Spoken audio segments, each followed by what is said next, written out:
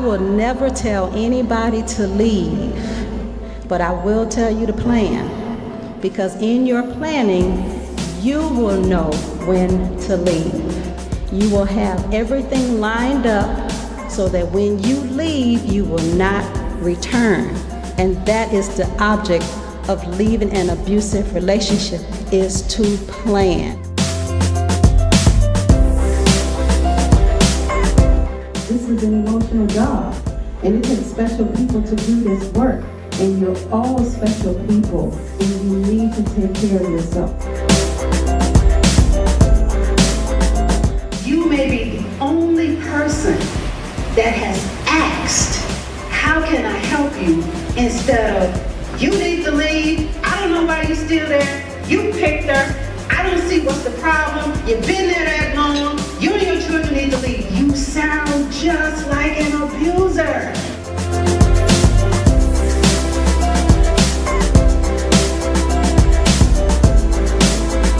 I am honored to welcome Mildred Muhammad, and she is not only a domestic abuse survivor, she is the author of Scared Silent, and she works so much to try to get the truth about domestic violence out there.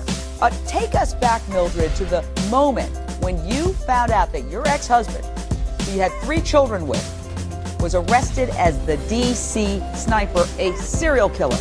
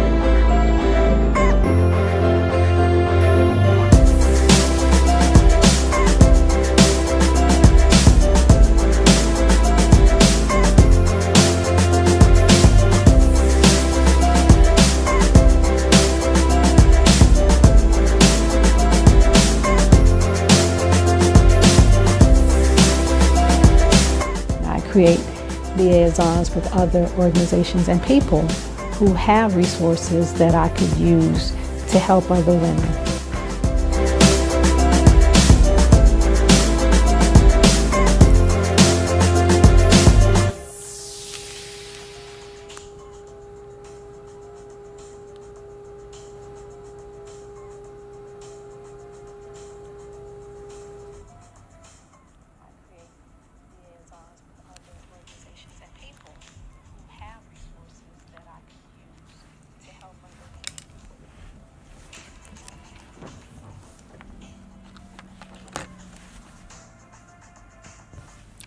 Thank you for joining the Mildred Muhammad Show.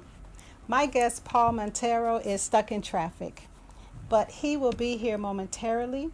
And at this point, I would just like to speak with you about the recent things that are happening in the news, which is suicide.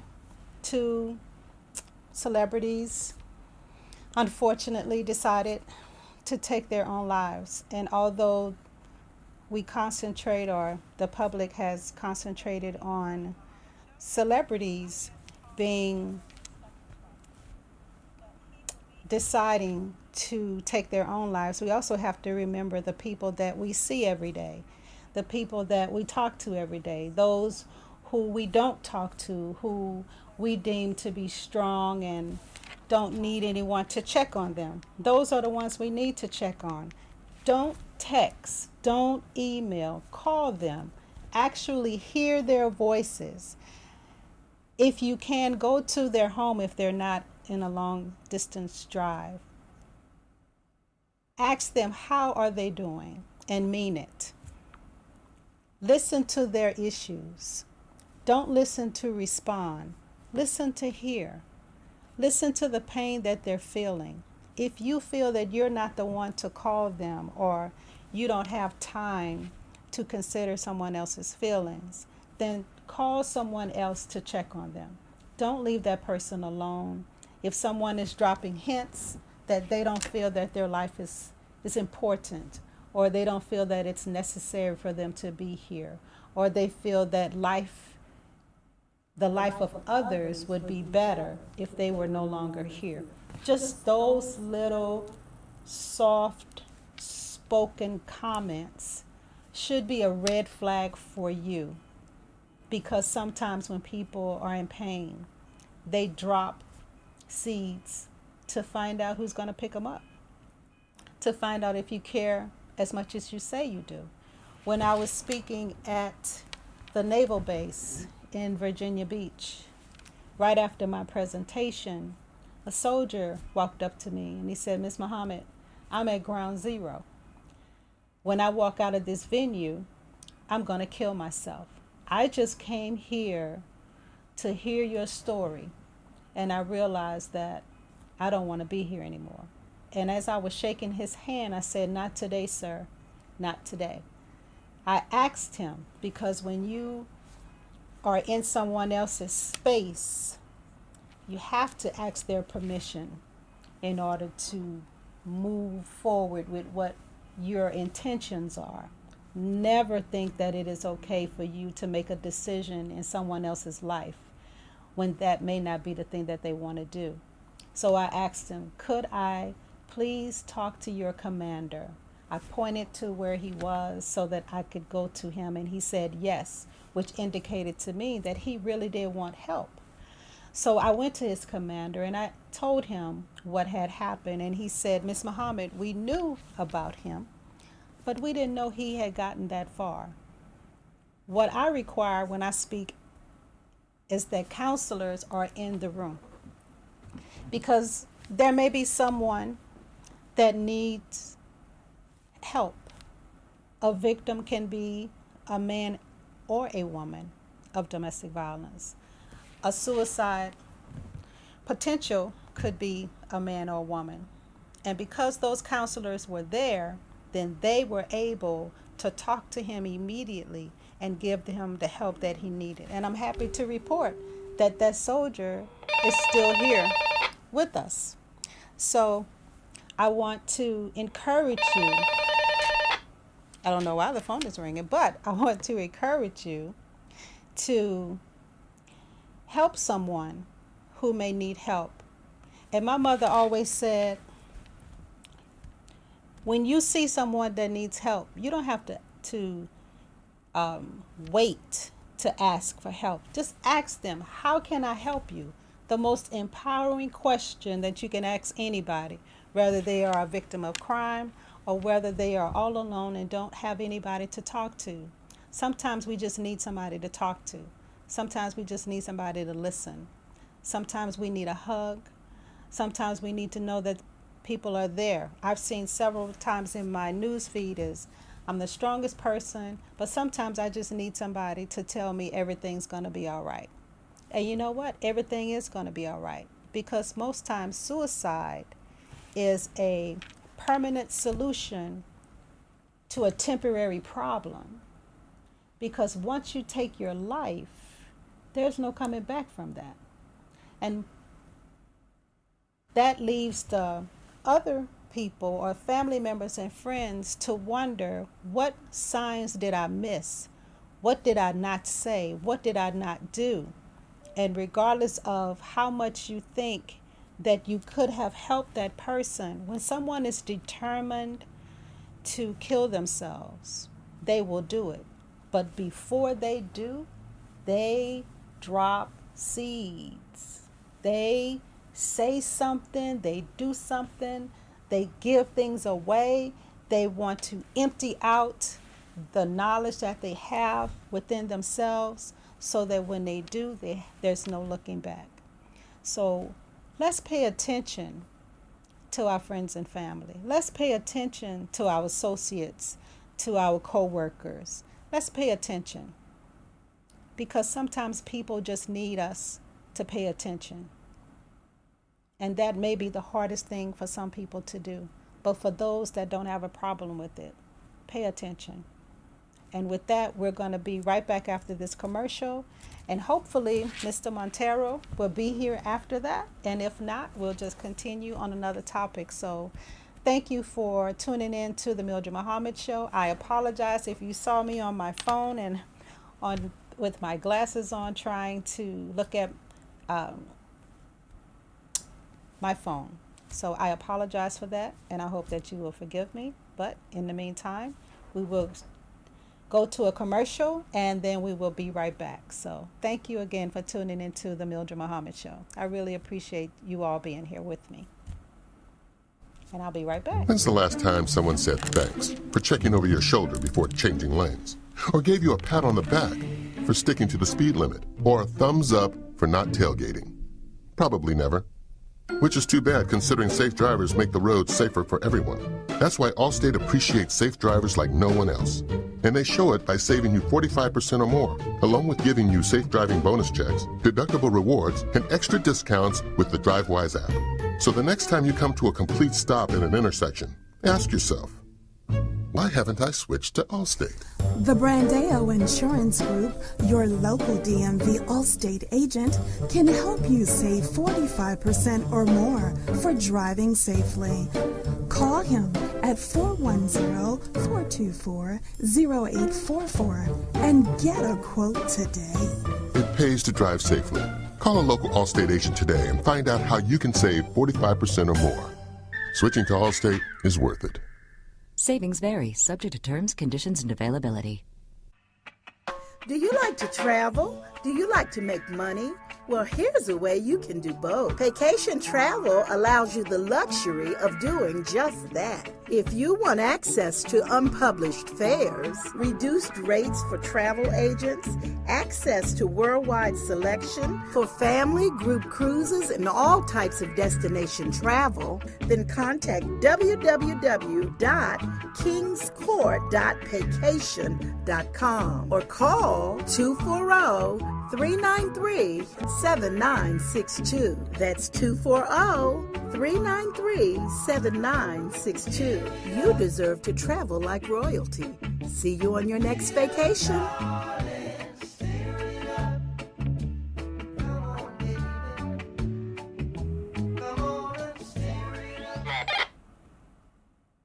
Thank you for returning to the Mildred Muhammad Show. Mr. Monteiro is not here right now, so we're just going to continue on with the show. I want to talk to you about the recent When's the last case time someone said thanks for checking over your regarding shoulder domestic before violence. changing lanes? The shootings of 6 people in Phoenix, Arizona, that was an abuser who was coming after his ex-wife. Similar to my case, domestic violence is a worldwide epidemic. There's domestic abuse and there's domestic violence. And domestic abuse, 80% of victims do not have physical scars to prove that they are victims. And 20% of victims do. We concentrate on the 20% because that's the physical assaults, the hitting, the mutilation, and ultimately murder. Because we are a visual people. If I don't see your pain, then your pain does not exist. So once I get your attention, now I can try to explain to you the other issues associated with domestic violence, and that is domestic abuse. The first assault to domestic violence is a verbal assault. It's what I say, and it's how you interpret what I say. After that comes psychological, stalking, spiritual, economic. Every 9 to 15 seconds a woman is abused. So from 1 to 8 are the 80% of those who don't have physical scars, and the 9 to 15 are those, the 20% with physical scars. There may be someone that's listening who or watching who is a victim of domestic violence, and you don't know what to do. You don't know who to call. Some people are not taking you seriously. They may feel that you're too emotional. They may ask you that question of why do you stay? And that can all be very frustrating and very annoying. the narrative of people need to be aware of domestic violence. People are aware of domestic violence. It is an epidemic. Everybody knows someone who is or was a victim of domestic violence. There's a recent website. It's been out there for about 2 years now. And it is a resource that I give out all the time, aside from the 1-800-799-SAFE. And that is domesticshelters.org. You go to that website, you type in either your city and your state, or you can use your zip code. It will immediately bring up all the organizations in your area that you can contact for help. Maybe there are some of those contacts you've called before. You should try them again and keep trying them until you get the help that you need. Some people say, or the narrative now, or it has been, that once you are hit or physically assaulted in an abusive relationship, after that one time you become a volunteer, which is the most insensitive narrative that anyone can repeat or say or have as a slogan or a motto. No one signs up to be a victim of domestic violence. No one signs up to be a volunteer, to be abused in a way that is so inhumane. Some people say, well, they treat animals better than they treat people, and they do, because the laws are even stiffer for harming an animal than it is for harming an individual. Some people feel that women should not be in shelters because you make a choice to stay in an abusive relationship, and even once you leave, you still go back. So why am I wasting my time helping you when you're just going to go back? Well, the statistic says that a woman will leave 7 times before she actually does. Some it takes less than that. Some it takes 1 time. Some never leave. Ultimately, it is their decision whether they choose to leave or not, just like it's your decision whether you choose to help them or not. If you choose not to help, at least give them a resource to go. Every victim wants to leave, but every victim doesn't know how.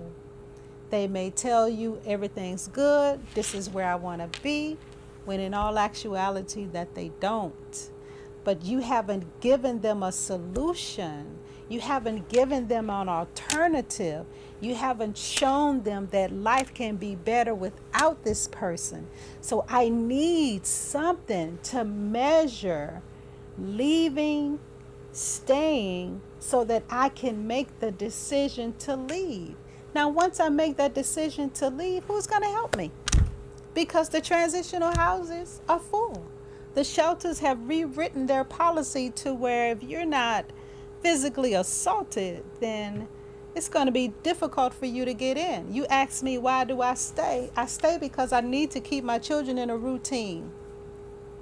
They're enrolled in school. They have their after-school activities going on, and I need to have a steady routine for them.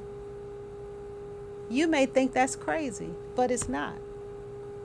Not to the person that's living in it. I would never tell a victim to leave, but I will tell you to plan, because in your planning, you will know when it's time to leave. You will have everything lined up so that when you leave, you will not return.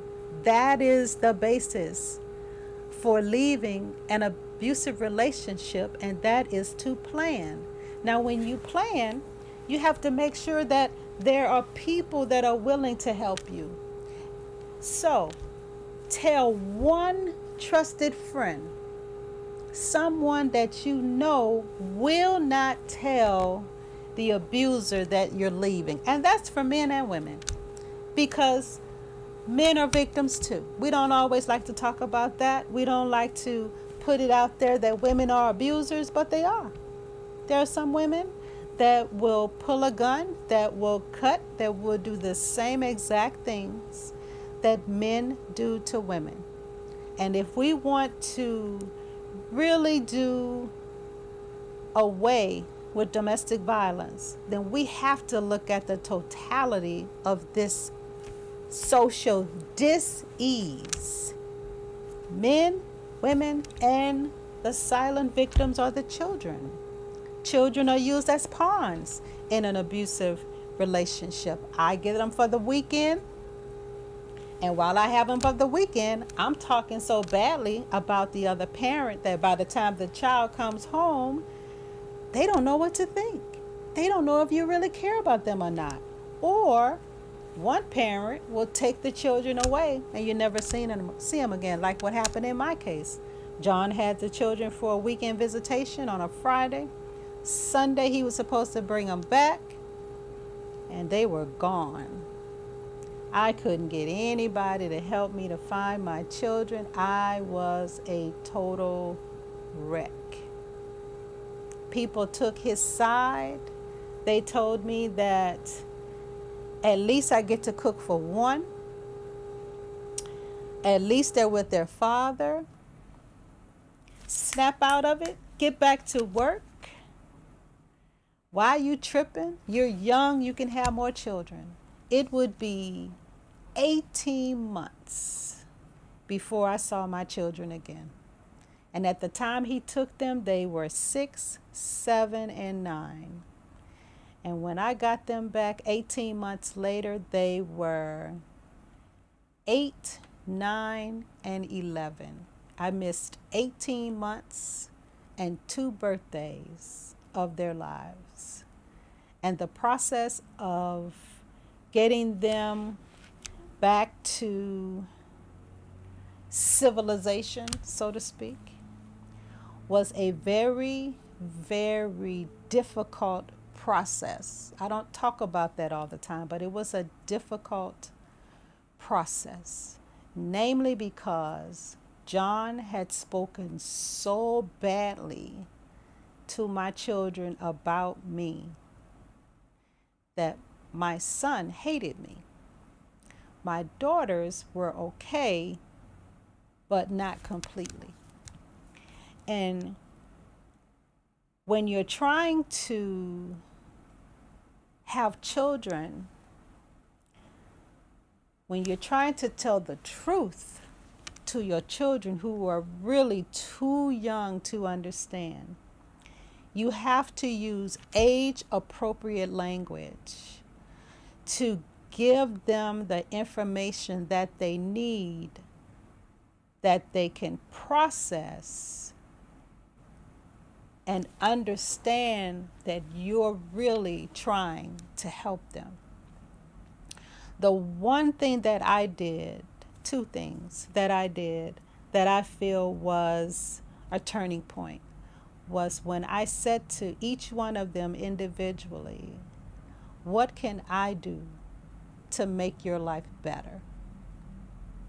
And whatever that was that I needed to do, I did that.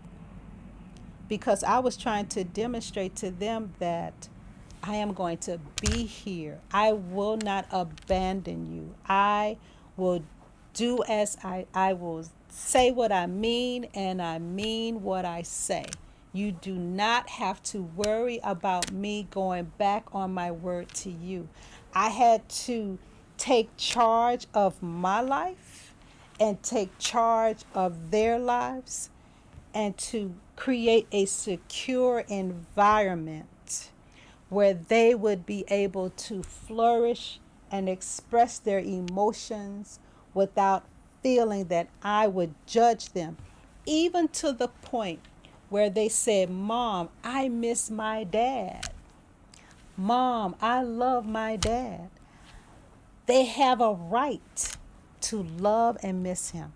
They have a right to think about him. They have a right to feel the way that they feel because they didn't just come from me. They came from him too. So if I'm speaking badly about their dad to them, then I'm speaking also to that part of them that came from him, because it took both of us to make the three of them. And I don't want to be tasked with later on in their lives that they remember the bad things that I said about their dad. There's plenty of information on the internet about him, good, bad, and indifferent. And I told them that whatever it is you want to know about your dad, good, bad, or indifferent, I will tell you the truth, even if it makes me look bad, because they have a right to know the truth. And that is what I was making sure that I told them. The second thing I did was every Friday night, we had pizza and a movie. That was our time together to bond, to laugh, to have fun with each other, to tell jokes with each other. I remember watching this when Jurassic Park had first came out, and my daughter Taliba, she hit her head and fell back. It was such a suspenseful movie, but we enjoyed it. And we continued that process for a very long time. That was the one way that they knew that we were a family. And I always told them, and I still tell them now, that it's the four of us, and we have to have each other's back. We have to look out for each other. We have to help each other. We have to be there for each other, because that's how my mom raised us. It was me, my brother, and my mother. And she made sure that we attended everything together as a family. My brother had a football game, we went. I was a cheerleader, so I went to the game, we went. We did everything as a family. And that is what I brought into play with my children. And so going through that process and helping them to understand, we grew up together. We helped each other.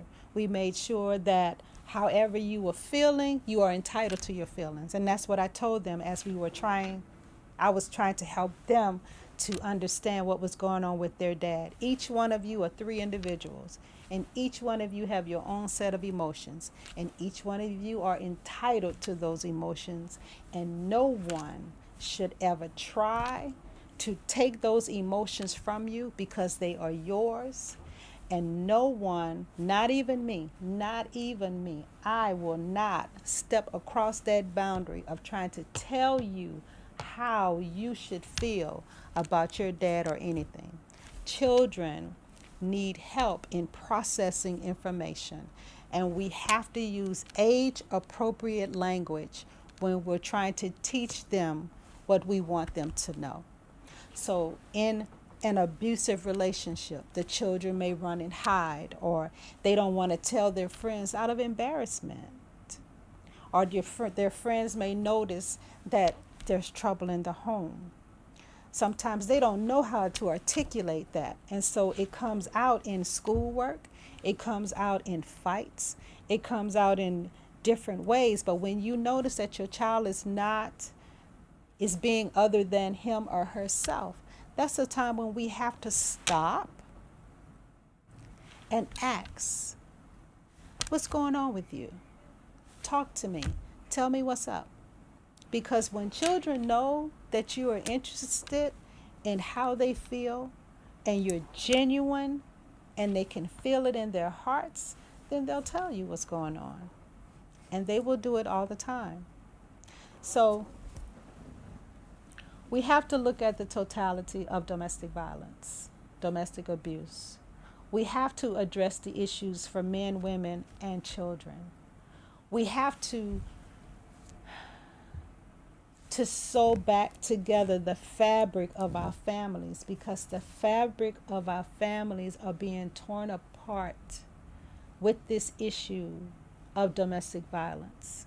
And if we don't get a handle on this issue, our families will be forever torn apart. It is important that children know that they are in a secure home, the wife or the spouse or the significant other, that we are a secure, loving family, and we create a secure, loving environment. Because that's all everybody wants. We just want somebody that's going to love us unconditionally without abuse, and will take the time to get to learn our love languages so that we can have that love forever, always and forever. That living together, being a family, always and forever. So I'm going to take a commercial, and we're going to come back to, hopefully, Paul. He's not here yet. So thank you again for tuning in, and here's a commercial. We'll be right back.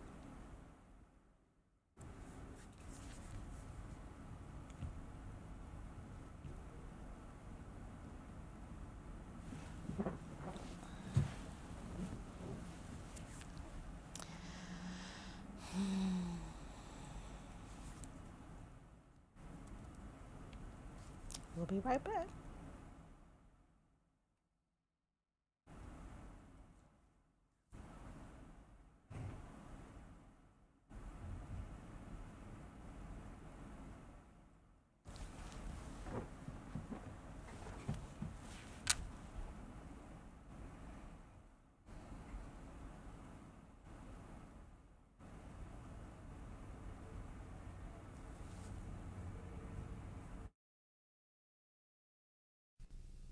When's the last time someone said thanks for checking over your shoulder before changing lanes? Or gave you a pat on the back for sticking to the speed limit? Or a thumbs up for not tailgating? Probably never. Which is too bad, considering safe drivers make the roads safer for everyone. That's why Allstate appreciates safe drivers like no one else. And they show it by saving you 45% or more, along with giving you safe driving bonus checks, deductible rewards, and extra discounts with the DriveWise app. So the next time you come to a complete stop in an intersection, ask yourself, why haven't I switched to Allstate? The Brandeo Insurance Group, your local DMV Allstate agent, can help you save 45% or more for driving safely. Call him at 410-424-0844 and get a quote today. It pays to drive safely. Call a local Allstate agent today and find out how you can save 45% or more. Switching to Allstate is worth it.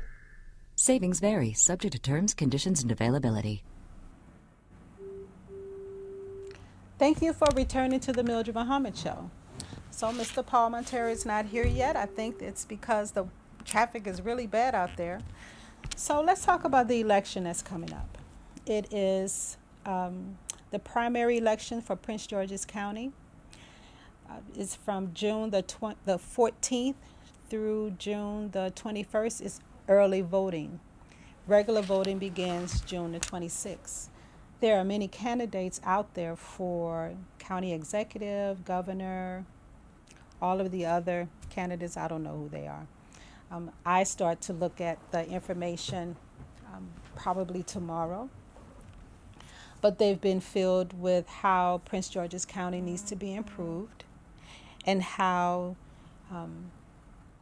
the bus in Prince George's County doesn't run on weekends, and so that needs to change. And the new policy that the governor is putting in place to widen I-495, do you agree with that or not? So we have to do diligence in understanding what is happening in our local elections, because the local votes count. They count to put other people in office that will help to combat some of the things that are happening to this country. We have to stay on point with the news. We have to look at the celebrations that are going on. One particular that I am going to look into is Juneteenth Day. And that is June the 19th is when slavery was abolished in this country. Unfortunately, they didn't tell all of us. And so 250,000, I think, or more, black people were still slaves during the time when we were supposed to be free. So June 19th is our Independence Day. And if you look at the calendar, if you Google activities in your area, then you'll find plenty of them. One I found that I will be attending will be Saturday at Watkins Park, put on by Prince George's County Park System. So that's from 12 to 5. And I'm really looking forward to attending that event.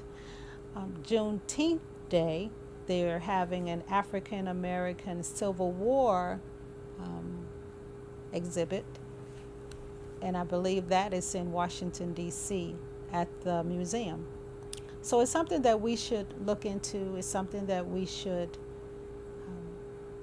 teach our children, because that's American history too, even though they're rewriting it and making it appear that black people came over here as immigrants looking for a better way of life. At least that's the way it is written in some history books, and that means that they are ashamed of the way that they are portrayed in history. But it is what it is, and that is what happened. We should also teach our children that we are descendants of kings and queens, not just descendants of slaves or the enslaved, as most people would like us to be. They don't want us to talk about our history. They don't want us to teach our children about where we originally came from. That's why they always show us the pictures of Africa that is in the desert, or people not having enough food to eat. But that's not all of Africa. There are some parts of Africa that are flourishing, that is beautiful, and we have to try to find out our own lineage, to what part of Africa we all came from, so that we can have a foundation as other cultures do. Because we're trying to find our way, but we have to know where we came from in order to know where we're going. It's important that our children know that, especially. Racism is, I'm not going to say it ever left, but it is more apparent now than what it has been. And so we have to be careful of how we move about, which is crazy to me, because in all actuality, I'm looking at what happened when I was a little girl. Same things that were happening now. So what we're going to do, we're going to go to a quick commercial because Paul just walked in, and I will see you in about 2 minutes. So thank you again for tuning in, and I'll see you in 2 minutes.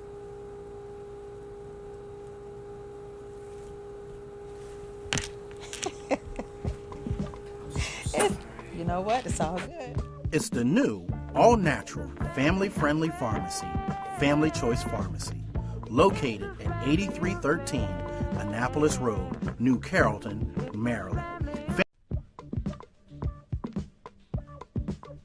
It's the new, all-natural, family-friendly pharmacy, Family Choice Pharmacy, located at 8313 Annapolis Road, New Carrollton, Maryland.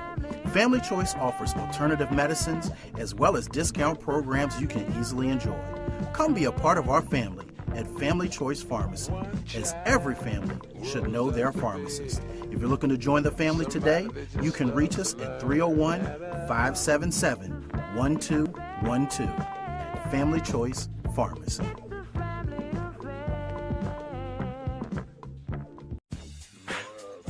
If you like to roller skate, you will love Lanham Skate Center. We offer all kinds of specials, birthday parties, skate classes, and more. You can even reserve the rink for a special event. Skate rentals only $3, so roll on over to Lanham Skate Center today.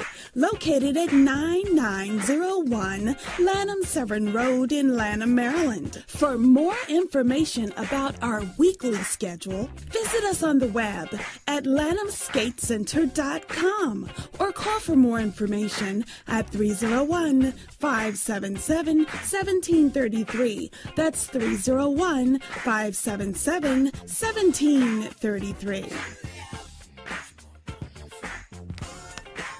Is that for like when callers call in for questions and stuff? I think so, but I don't take calls. Oh, okay. Thank you for returning to the Mildred Muhammad Show. And guess what? Paul's here. He was stuck in traffic. Hey, good to be back with Right you. here. Thank you. And so, what has happened since the last time you were here, which was May 16th? So I told everybody you're back. I'm back. And so I'm we back. want to hear about everything that you've been doing so far. God How's has been the blessing. election God has going? been blessing the campaign. I think between May 16th and now, we received the endorsement of the Afro-American newspapers. Okay. They picked us in the race for county executive in Prince George's County. And just to put that in context, I'm a first-time candidate, been out about 10 months, Okay. you know, going in a race with people that have been around for decades. But the Afro-American went with our campaign. So that's one. I think we're very, very close to crossing the $100,000 mark. We've raised almost $100,000 from small donations. You know, we haven't taken money from political action committees or large organizations, special interests. We've taken money from individuals that just care about, want to see this place do better. We've participated in, I think, the last of the large forums. Last night was Ebenezer AME's forum. And again, I think 9 of us in this race. Right. They only invited 4. Wow. And we were one of the 4. So there's a sorting that's happened where people are saying, I believe this 12-year-old looking guy is credible. He has a viable campaign. And we continue to just build momentum heading into the election starting tomorrow. Early voting starts tomorrow. Right, and that's what I told them. It's from the 14th to the 21st. That's right. And the primary is June 26th. Right? So let's get some of these questions that were submitted. So it says, Prince George's County is the most dangerous in Maryland for pedestrians and cyclists. Yep. Okay. Why do you think this is?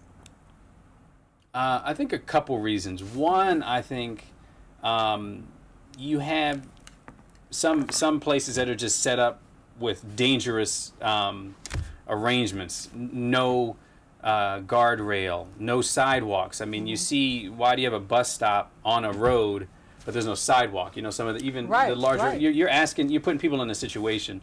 I do think distracted driving aggravates everything. People on the telephone, or on their phone in the cars. I do think, because I'll represent this area forever. It's the best area ever. Prince George's County is the best, but some of us can't drive, and I think, and I always wonder, why is that? You know, Right. And I think part of it is you have people from all over the place coming here. You got people from other parts of the country, other parts of the world coming here, and there. Everybody drives differently. My dad's Jamaican. They drive Everywhere. Yeah, and you know they don't really believe in. Let me not get in trouble with the Jamaicans out there. But I'm just saying, like, so you're all together, you drive in different ways, different styles, maybe that's what it is. But it is a sad fact of life that the pedestrian deaths, you were at the top of the list. And some of that is because you have poorly marked intersections. Some of that is, because I live in Adelphi, right next to Langley Park. I think Langley Park is the deadliest neighborhood. And you look, you know, they've gotten better now, but every time they made an improvement, it's because someone died. You know, somebody got hit at that intersection, then we'll do a crosswalk. Somebody got hit crossing this road, then we'll put a fence up. So there's some proactive steps that we should be taking to safeguard pedestrians, bicyclists, and other drivers. Because I do support the aims of, getting it down to 0. Because a lot of these deaths, I think most of them, if not all of them, are preventable. I believe that they are. We just have to do diligence and trying to make sure that everyone is safe. Everyone. So do you support Governor Hogan's proposal to widen I-495? No. Or the BW Parkway? No, I don't. And I'll tell you why. I mean, obviously we do have a traffic issue. I'm sitting in traffic. We're all sitting in traffic. But I think one thing you see, and this is for decades when it comes to urban planning and just traffic engineering generally, as you increase capacity, you widen the roads, you make, bigger streets. All that happens is capacity, volume goes up. As the roads are wider, more people drive. Right. So I think, you know, and especially with the BW Parkway that goes through a lot of, you know, I think green spaces, especially in the Greenbelt area. You start cutting into that green space, it's not necessarily going to result in less traffic. It's probably based on, you know, New York's experience in the 40s and 50s all the way to today. When you make more roads, more people drive. More people drive. And so I think we really need to be putting resources into, can we have a metro that runs on time, that is dependable? Can we have a bus system in this county that has evening and weekend service? I think those are the types of things we should be putting money into. And whole parts of the county, especially as you go further south, they get more rural. You have to have a car. Right, you do. And we need to look into that smart planning around, for those folks that live in more rural areas, how do you build it so that there is a public transportation option? Because you don't want to set up a situation where you just have more cars, because you're going to have wider roads with more cars on them. Well, speaking of the rural area, it says currently the bus is the only bus network in the region that provides no weekend or evening service, although Prince George's County has a high concentration of workers in the service industry who don't work 9-to-5 jobs. Would you support extending the bus service hours to better match what is provided by other jurisdictions? Absolutely. And the bus to me is an example of how we missed the mark, like with our own system, because that's the county's bus system. Right. And you look at it, they set up a system where they try to cover the whole county. But because they don't have the resources to really do that well, that's why you don't have evenings. You have to limit the hours, so it's really just during the day. And for people that are working in jobs, they're making, you know, not a ton of money. They have to watch what they're spending, which is most people. They need a public option. Right. And so I think with the bus, you look at ridership, 65% of the ridership is on 11 routes. So most people are using the bus. There's specific places of the county where they're using it. So instead of trying to cover the whole county, I say cut back trying to cover everything and take that 65%. That's where you put all the money into. And you get those to have weekend and evening options, because that's where the need is. Right. As you start to hopefully raise more money off the system, I would support building more routes, going more places. But I would rather do fewer routes better than try to do every route poorly. Right. You know what I'm saying? I do. Yeah. Okay, so what is your top economic development priority, and what strategies do you plan to use to achieve it? Yeah, so my top economic development priority would be, I would say two things. Okay. One, it starts with how do we remove the barriers to starting businesses in this county? Last time I was here, we were talking about the county's structural deficit. The way out of that is to get more companies to move here. Right. So between appointing a chief procurement officer to signal to the business community, the way we give out our grants, the way we spend county money is transparent, it's fair. Doesn't matter if you're a Latino, African, African American, purple business person. Right. This is a place where you can do business fairly. Well, if you're the best vendor or the best value, you'll get that contract or you'll get the work. And secondly, I think investing in our people, especially with our young people in schools, like I was saying, like a high school student or middle school and high school student, it's college if you want it, it's career if you want it, but some of you want to start your own business. Right. And we should be working with you as you come through middle high school, business plan, business mentor, you know, coming up with that mentorship, that guidance, you know, the financing, what might be available to you, a work innovation space where you can get together. You don't have an office, but here's a space you can come and work, have meetings as you plan for your company you're going to launch when you graduate. I think it really starts with investing in our people, and you see the number of people that live in this county but start their business in D.C. or Anne Arundel. It's like that's money on the table that's walking out the door, in a sense. Right. So I think economic development starts with reinstilling confidence that Prince George's County is a level playing field. Chief procurement officer, get the red tape out of the system where it takes months to even get your business license approved. Right. But also investing in our people, because you have some, I think some of our young people and some of our not so young people, they have world-changing business ideas. They just need a little bit of support to get it going. Right. Wow. Do you support, sorry, my glasses on. Do you support allowing accessory dwelling units, sometimes known as granny flats, in single-family home zones? Yes, with the input of the community. Okay. And what I mean by that is, like, you know, that's my approach is like, I'm not going to tell you and your community what you need to do. Right. I support these these units though because we don't have a lot of affordable housing. No, we don't. And then if you're an ex-offender, they won't rent to you anyway. So that's a quick way to me to expand the available options for people to say, you know, I can't even afford a 1-bedroom. I just need a room. I can rent out that granny flat that's attached to somebody's house that's renting it out. Okay. Some communities don't like that, and so I think where a community says we reject that for X, Y, and Z reasons, we should respect that. But I think they're a good idea because it's a quick way to get more inventory on the market so people can, you know, rent something that's within their means financially. Right. And with what's coming with the immigration conversation I think we had last time, you have a lot of people now, Haitians, Hondurans, Salvadorans, and Liberians, their temporary protected status next year goes away. So they must return back to those countries, the ones that have TPS. Right. And for a lot of people, they've been here 20 years.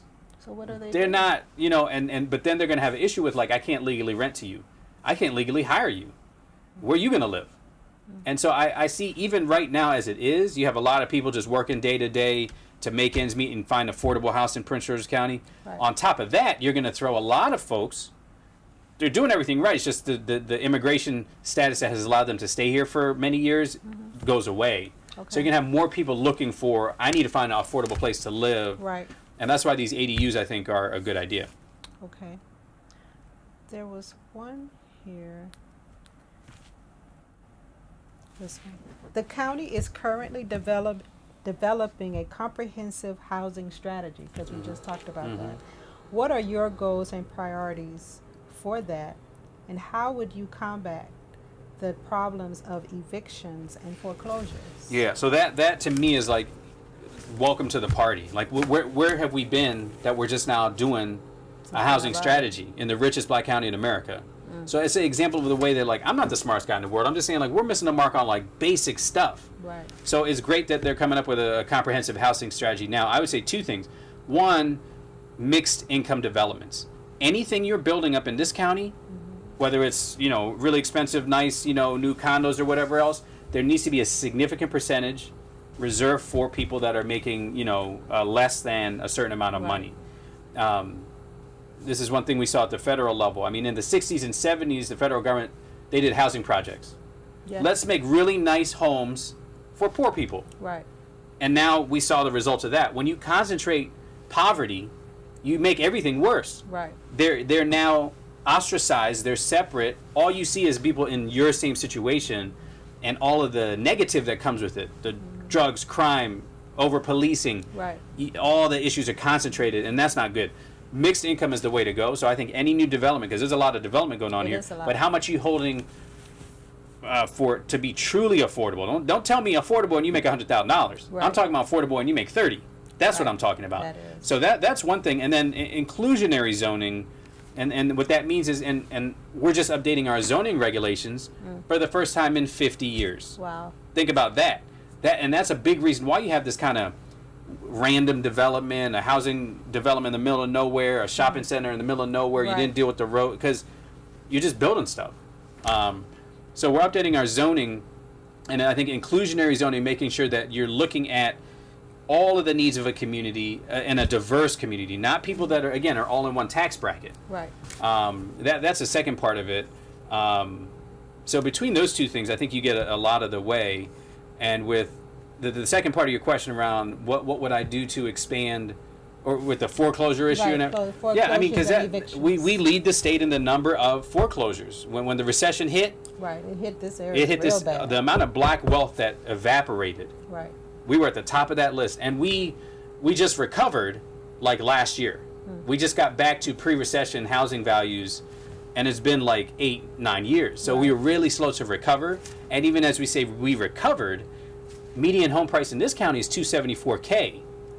In Montgomery County, you're talking about $390,000, Right. $400,000. So even as we've recovered, we're still lower than the other counties. Right. And so I think you have to look at, especially with seniors, how do you allow them to stay in place on a fixed income?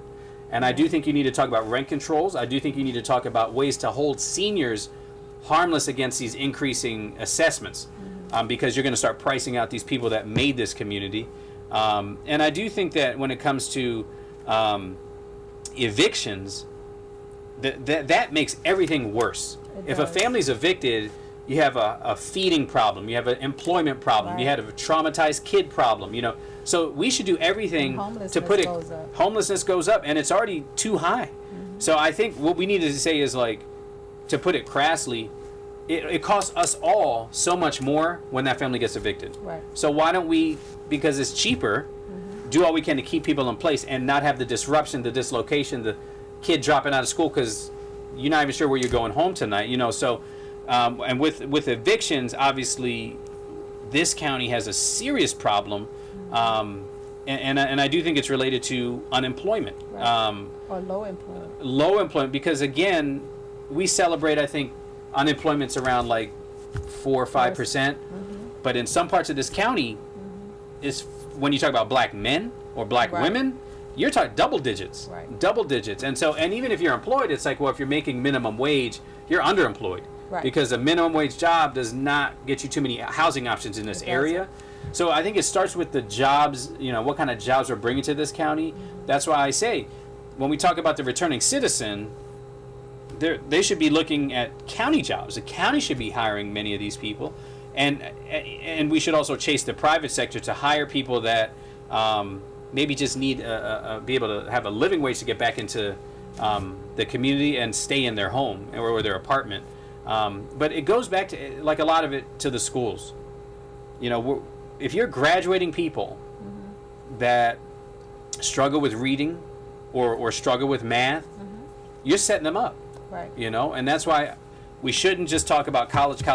We really need to talk about career. Right. So as you're graduating, you're getting to a job that doesn't, you know, pays more than minimum wage. And that's why I think the hospitality institute that the county has set up, I think that's a good start, preparing our young people to get careers in the food service or hotel industry. That's great. But I'm like, if you could do that for the hotel industry, why can't you do it for cybersecurity? Right. Why can't you do it for you know, these very lucrative fields where, you know, you're not talking about minimum wage jobs, you're talking about maximum wage jobs. Right. So that's the approach. I think helping people make enough so they don't have to be anxious and frantic because rent is due at the first of the month. Like, are we going to get evicted or not? You know.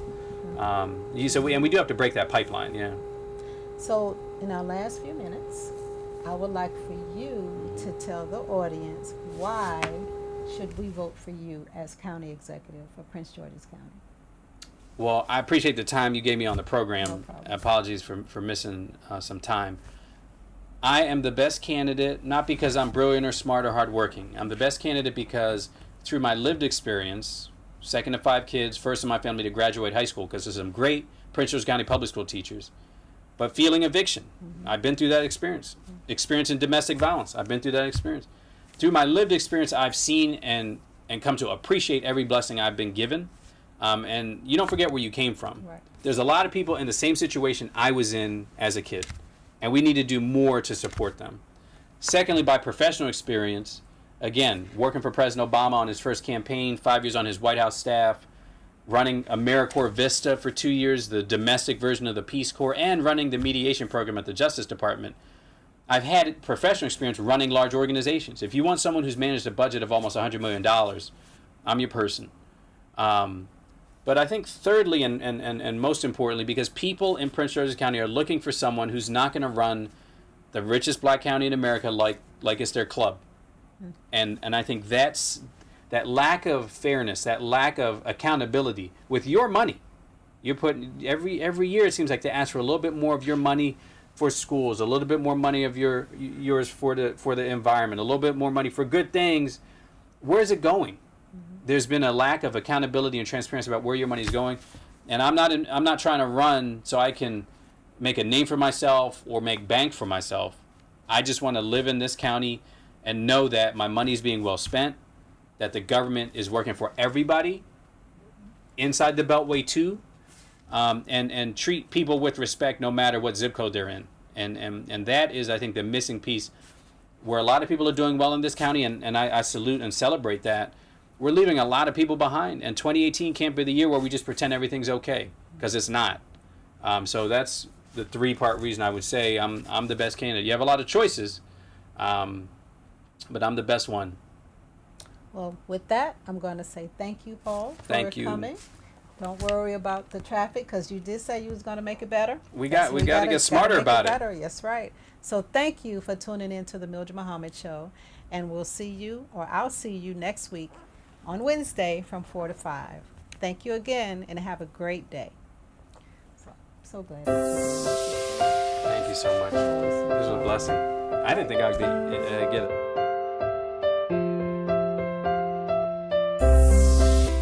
I will never tell anybody to leave, but I will tell you to plan, because in your planning, you will know when to leave. You will have everything lined up so that when you leave, you will not return. And that is the object of leaving an abusive relationship, is to plan. This is an emotional job, and it takes special people to do this work, and you're all special people.